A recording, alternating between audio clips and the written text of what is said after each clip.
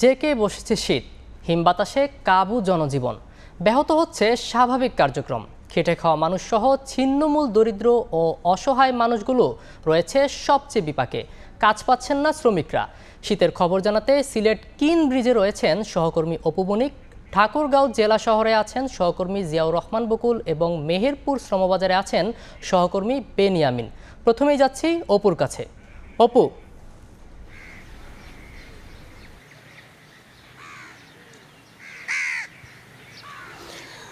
দেখুন, বছরের শুরুতেই কিন্তু শীতের তীব্রতা ধীরে ধীরে কিন্তু বাড়ছে এবং সেই বাড়ার কারণেই কিন্তু প্রতিদিনই সিলেটে আসলে কুয়াশা চাদরে ঢেকে যাচ্ছে। তবে আজ একটু ব্যতিক্রম হয়ে রয়েছে। আপনারা দেখতে পাচ্ছেন আজকে সকাল থেকেই কিন্তু সূর্যের দেখা মিলেছে সিলেটে এবং যদিও সূর্য রয়েছে তো আর তারপরেও কিন্তু সিলেটে কিন্তু ঠান্ডা বাতাস বইছে।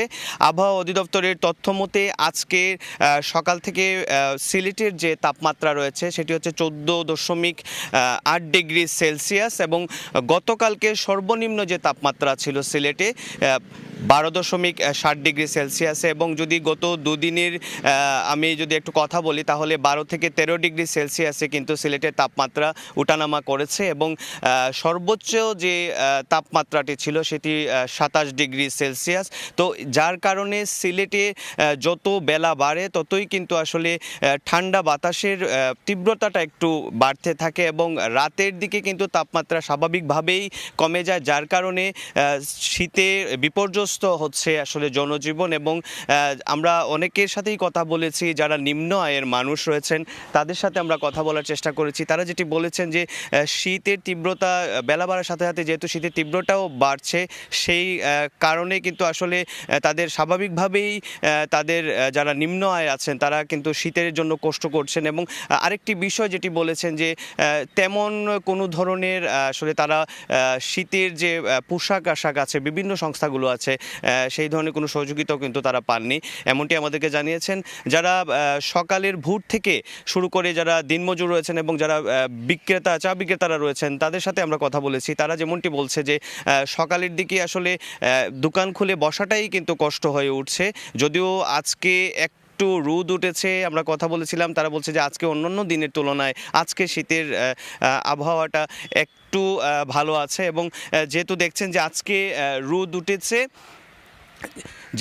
উঠেছে আজকে আপনারা দেখতে পাচ্ছেন কিন্তু আজকে শীতের বাতাসের তীব্রতা কিন্তু অনেকটাই বেশি রয়েছে এবং আবহাওয়া অধিদপ্তর যেভাবে বলছে যে আজকের সকালের তাপমাত্রা 14.8 ডিগ্রি সেলসিয়াস। একটু যত বেলা হবে হয়তো তত বেলার মধ্য দিয়ে কিন্তু সিলেটের একটু বাতাসের তীব্রতাটা বাড়তে পারে, তবে আকাশ অনেকটাই পরিচ্ছন্ন রয়েছে। এই মুহূর্তে আপডেট পেতে চলে যাচ্ছি ঠাকুরগাঁয়ে, সেখানে রয়েছেন আমাদের সহকর্মী বকুল।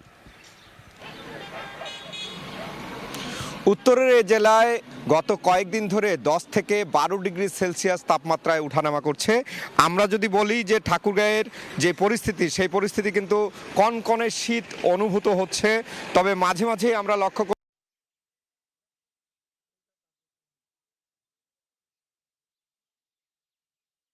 যে চলাফেরা, স্বাভাবিক যে চলাফেরা, সেই স্বাভাবিক চলাফেরা কিন্তু আমরা তেমন একটা লক্ষ্য করতে পারছি না।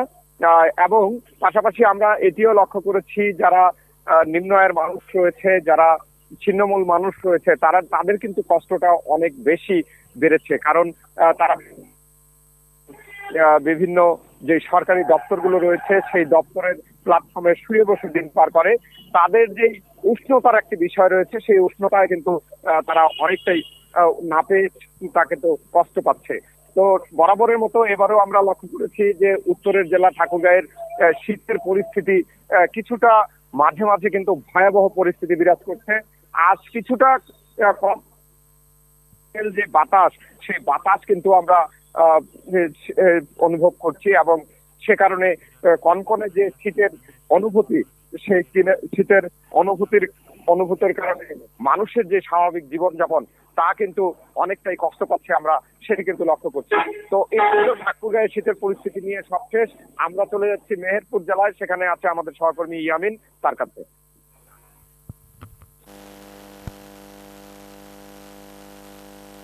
একটা বিপর্যস্ত হয়েছে। আমরা যদি বলি যে সবচেয়ে বিপাকে পড়েছে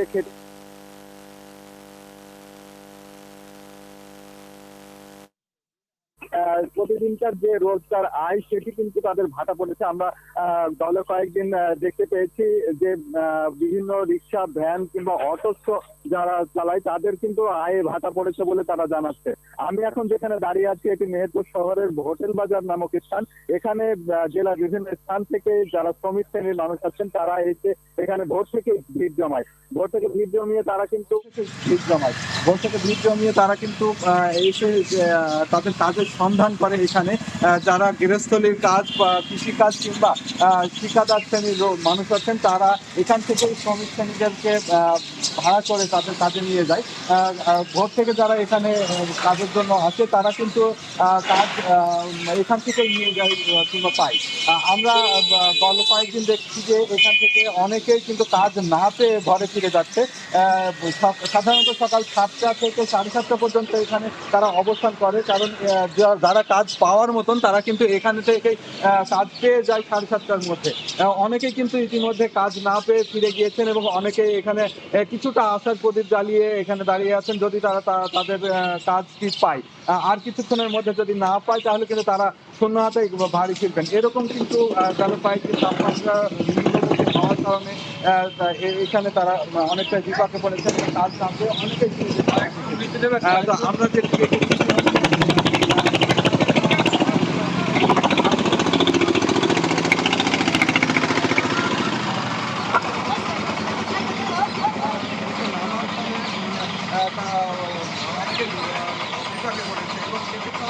যে তারা কম্বল কিংবা শীত বস্ত্রের অনুসন্ধান করেছে অনেকেই।